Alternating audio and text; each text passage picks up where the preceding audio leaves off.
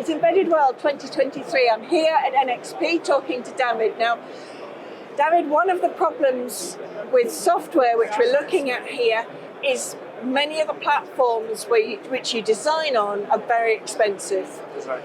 So how's NXP helping people to get around that? So at NXP we already support 3 IDEs. That's the IAR, Kyle, and the MCUXpresso IDE. And what we are showing here now is that we're releasing a new extension for Visual Studio Code.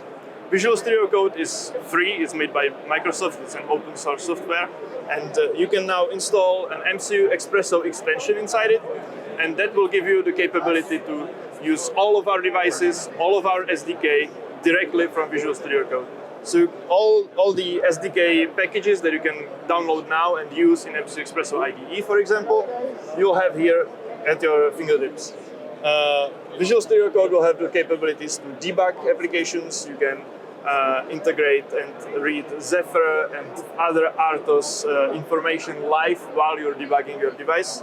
And it also can load projects generated by our other tools. For example, on this display right here, we have a GUI made in GUI Guider, which is the NXP solution for creation of GUIs. It's also free at the moment. And in GUI Guider, you can easily drag and drop different elements that you want inside your GUI. Once you're ready, you generate that. You generate a project with code based on LVGL. It can also use the VGLite libraries for GPU acceleration or PXP drivers for PXP acceleration. You can load that code, load that project inside Visual Studio Code, debug the application from Visual Studio Code directly. So with Visual Studio Code, we're extending the options the customers have. The choice, we're giving them more choices for where they want to develop their applications in. So that sounds very helpful. Thank you very much for taking us through that. Thank you as well.